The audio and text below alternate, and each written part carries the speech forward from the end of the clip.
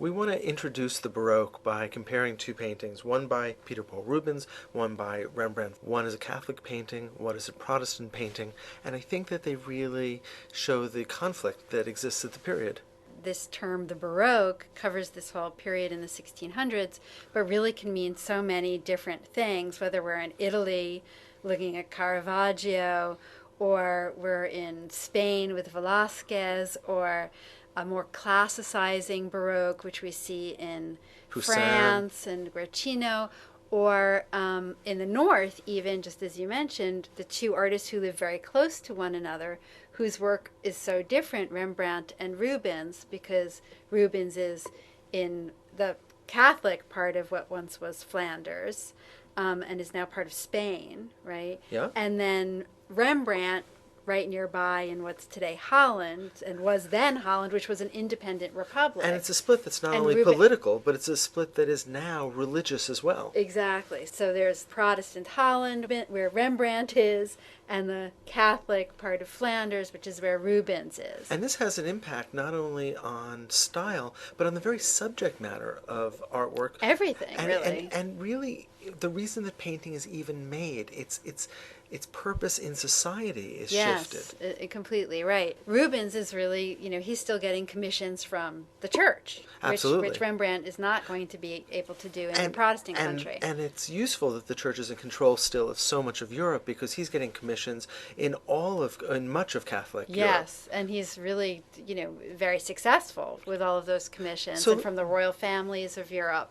And so here in the elevation of the cross, this is an enormous image, right? I mean, how tall is it? It sits on an altar. Oh, I think this painting is something in like Antwerp, yeah, it's in something the like cathedral in Antwerp. 15 feet tall. Right. It's so huge. It's right. So it's this massive image, the massive painting that could only be on the altar in a church. So it's public. It's absolutely a public kind of art. Yes. And it's a painting that is heroic, even as it's grotesque, even as it's damning. It's showing this crescendo of figures, this pyramid of figures that is just pulling and full of energy and torsion and muscle and power, just straining to get this huge weight of the Christ and the lumber of the cross up Yes. into the air and upright. Yes. And the effort, we look at this and the straining, we're not even sure if they're going to make it. I mean, these are circus people. Look at the muscles on these figures. So, he's obviously been looking at Michelangelo, There's I no think. question. But yeah, No question. this is something that Baroque art often does, this sort of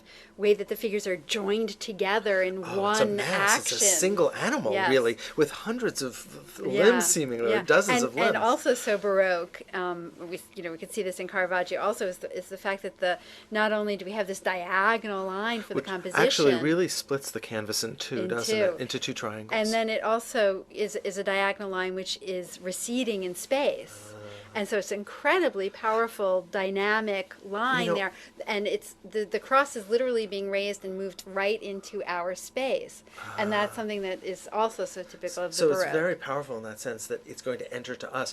I would say that it's even it's sort of perfectly an expression of this sort of moment in the Baroque, which has to do with the momentary, and a kind of contingency. And when I look at this, capturing time, it does. But I mentioned a moment ago that it seems like they may not be able to get the thing up, and it may fall. It's the sort of project that's extraordinarily uncertain, considering we know this story so well. Yes, there's realism here to that, right? The sense of the enormous weight of the cross, how much energy it takes to raise the cross. So in a way, you had mentioned Michelangelo before, in a way this is going back to the sort of the initial lessons of naturalism that developed in the Renaissance, but here adding an energy, a spontaneity, a kind of complexity that makes actually the Renaissance look rather two-dimensional in some ways. Yeah, and a kind of really intense power and energy and focus on the work of art's relationship to the viewer. Well, in that sense, it's very theatrical. It's and I think that the notion of theatricality is always crucial in the Baroque, especially in the Catholic Baroque. But you know what? Even though this is Catholic Baroque, this is still still a Flemish artist Yes, from the north, yes. and the northern tradition is still coming through. If you look at the foliage, for instance, Yeah. in the upper right corner, Yeah.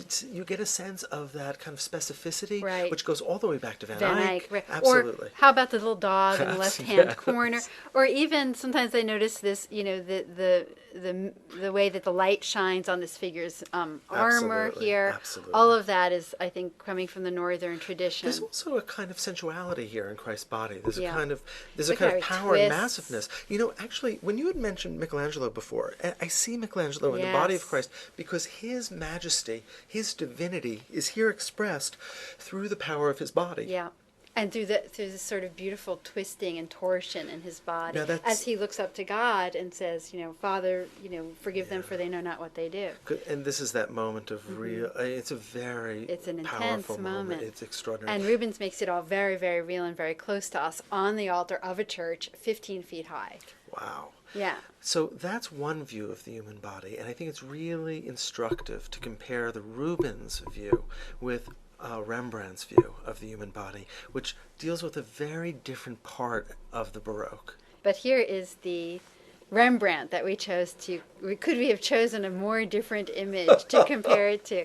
So here's, Rembrandt's living just a few hundred miles away, but he's in Protestant Holland, which is an independent republic, which is very intensely, prosperous at this time in the 17th century. It's the wealthiest nation on earth, That's right. especially for its size, through its trade, through the Dutch East India, West India companies.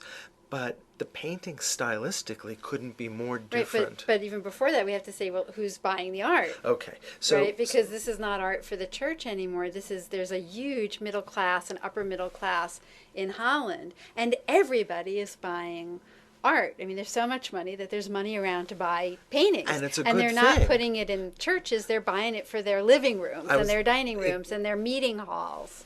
I was going to Right. say it's a good thing because otherwise the artist would be out of Out of luck. work, right. Because it was the church and, of course, the nobles that had been the primary patrons in the Catholic world. Well, the nobles still are. Yes. But the church is no longer. In fact, the Protestants in certain cases are going into what had been Catholic churches and actually destroying the art Yes. there. There was this great sort of moment of iconoclasm, all of this violence against works of art. And what we have Rembrandt having to do now is to, in a sense, reinvent what art can be. Yes. What is art? And if we take this so for granted, of course there's portraits.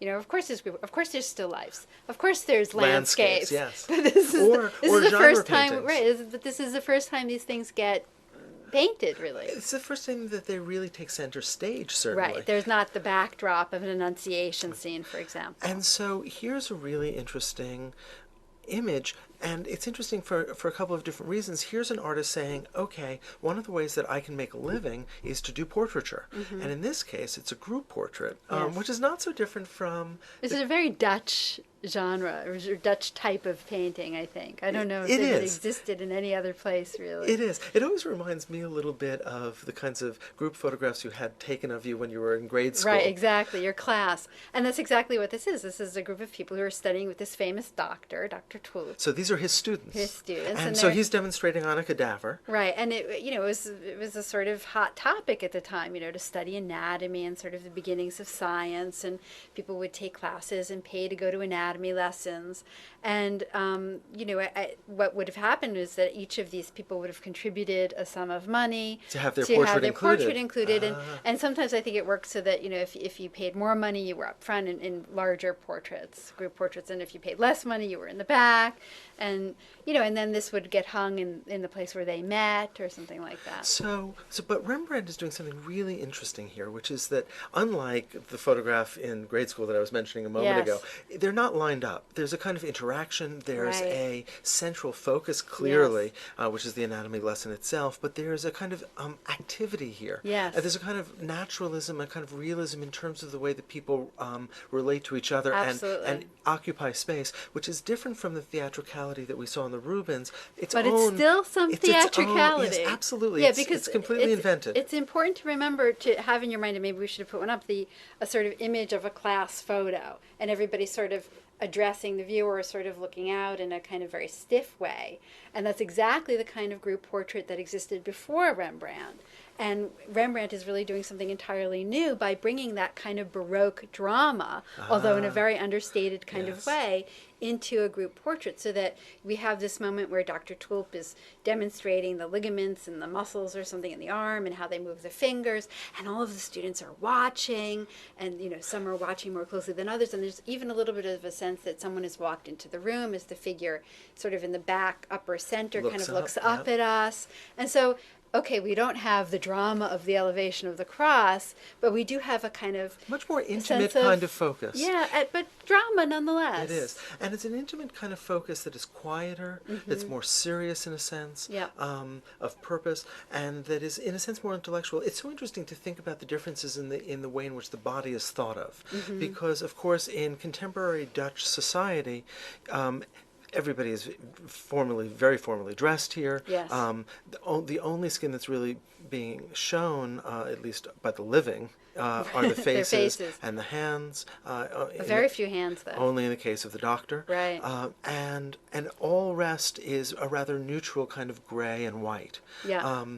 Whereas, and then of course we have the cadaver itself, which is exposed and a subject of our intellectual curiosity, of our scientific curiosity, and it's very different from the kind of heroicism with which the body was represented in the Rubens, which was really about majesty. It was really about an expression of divinity through the body. Here we have an expression of science through the body, and it's a very different. What I'm beginning to see when I look at a painting like this is kind of proto-science. That's right, and the kind of tendencies that will develop in the next century, in the Age of Enlightenment. But of course, that's beginning here in Holland in the 17th century. One could actually study argue of optics. But one could actually argue it actually is rooted in the century before in Italy, when you have artists humanism. when you have artists beginning to examine the human body, when you have Leonardo, Michelangelo really starting to and resurrecting the classical texts that had studied the body too. That's right.